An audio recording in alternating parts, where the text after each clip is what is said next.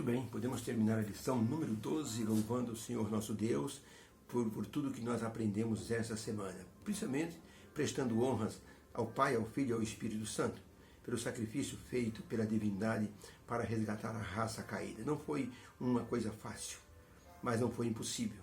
Jesus Cristo teve que beber o cálice do sofrimento para que ele pudesse libertar o ser humano do pecado que o escravizava. E ali, na cruz, Jesus Cristo teve o seu momento de glorificação. Ele disse, está consumado. Essas palavras foram assim, tremendas, porque Jesus Cristo comprou, trouxe de volta a raça caída para as mãos de Deus. Ellen White, no livro Desejo das Nações, página 738, ela escreveu o seguinte: o imaculado Filho de Deus pendia da cruz, a carne lacerada pelos açoites, aquelas mãos tantas vezes estendidas para abençoar, pregadas no madeiro, aqueles pés tão incansáveis em serviço de amor, cravados também na cruz, a régia cabeça, ferida pela coroa de espinhos, e aqueles trêmulos lábios entreabertos para deixar escapar um grito de dor. Os que olhavam essa cena não imaginavam que aquele não era o fim do Filho de Deus. Ele estava cumprindo o plano da redenção. Pilatos não conseguiu descobrir a verdade, que Jesus disse: aquela pessoa que conhece a verdade é liberta. E Pilatos perguntou: o que é a verdade? Ele não esperou a resposta. Foi dialogar com os judeus para ver se poderia soltar Jesus Cristo. E Pilatos teve um fim muito trágico.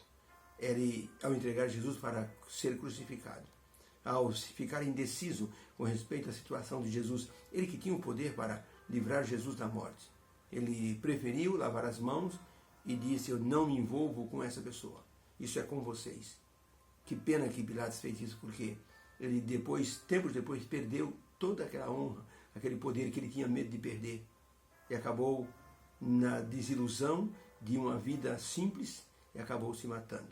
Ellen White, no livro Desejo das Nações, página 738, ela escreve o seguinte: exatamente o que Pilatos temia lhe aconteceu mais tarde. Tiraram-lhe as honras, tiraram o seu alto posto, e ferido pelo remorso e com o orgulho assim destruído, Pilatos colocou fim à própria vida, muito depois da crucifixão de Cristo. Pilatos se suicidou, porque era um homem indeciso, e aquele contato com o Rei dos Reis poderia ter mudado a vida dele, mas lamentavelmente Pilatos não tomou a decisão certa. Na cruz, Jesus, ele entendeu que aquele seu momento de sacrifício era um momento que ele tinha que ficar concentrado na sua missão. O diabo estava ao lado de Jesus, sussurrando ao seu ouvido. Ellen White fala isso, que o diabo tentou Jesus muitas vezes, de que ele não ia conseguir. Jesus tinha que manter o foco. Ele tinha que ficar focado na missão dele. Teve tempo de providenciar amparo para sua amorosa mãe. Deixou Maria aos cuidados de João. Teve tempo de responder para o ladrão na cruz que dizia: lembra-te de mim quando entrares no teu reino. E a salvação daquele ladrão mostrou a Jesus que valeu a pena o sacrifício até agora. Eu te anuncio para você, eu te garanto hoje que estarás comigo no paraíso. Jesus salvou aquele homem que pediu perdão no último momento. E por isso, naquele último momento, Jesus reuniu todas as forças que ele possuía. E diz a Bíblia que Jesus Cristo deu um grande grito e disse: está consumado, e rendeu o Espírito. Os seres de outros mundos ficaram em silêncio quando Jesus pendeu a cabeça. O Filho de Deus estava morto. Ellen White, no livro Meditações Matinais, de 1992, um trecho de uma carta foi traduzida e colocada nesse livro Meditações, na página 42. Ela escreveu o seguinte: Jesus não entregou a sua vida enquanto não terminou a obra que ele viera a fazer. Quando ele teve certeza de que sua obra estava cumprida, ele deu o último suspiro, ele declarou: está consumado. Satanás estava derrotado, sabia que tinha perdido o seu reino. No terceiro dia, porém, a vitória seria concretizada pela ressurreição e a alegria dos seres celestiais voltaria outra vez. A morte perdeu o sentido depois da ressurreição de Cristo, e colocou nos corações uma nova chama de esperança para reencontro dos salvos vivos com os que dormiram em Cristo. Quando o anjo poderoso chegou na terra, que ele ficou perto da sepultura de Jesus, e ele removeu aquela pedra, os seres de outros mundos, do universo inteiro, tinham os olhos em suspense colocados naquele sepulcro. E quando o anjo poderoso disse: Mestre, teu pai te chama, houve um terremoto. Os soldados romanos caíram por terra como se estivessem mortos. E Jesus ressurgiu e apareceu na porta da sepultura, na entrada da sepultura, dizendo: Eu sou a ressurreição e a vida. Os seres de outros mundos rejubilaram com aquela cena do Filho de Deus saindo outra vez para a vida. Foi um momento muito emocionante. As mulheres depois viveram esse momento. Jesus apareceu para ela, apareceu para Maria Madalena, pediu que ela fosse anunciar aos discípulos que ele estava vivo.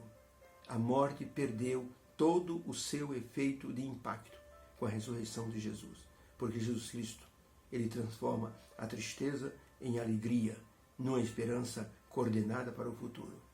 Existe em Gemini, na Áustria, a cidade de Gemini, existe numa montanha muito alta uma cruz branca de mármore. A história é que uma moça rica do local estava fazendo uma escalada com os amigos, escorregou, o pino que a mantinha presa na corda escapou e ela caiu numa altura de mais de 300 metros. Morreu fatalmente. A família perdeu todo o sentido de viver. O pai e a mãe entraram em depressão. Nada mais valia a pena. Até que eles encontraram Jesus Cristo.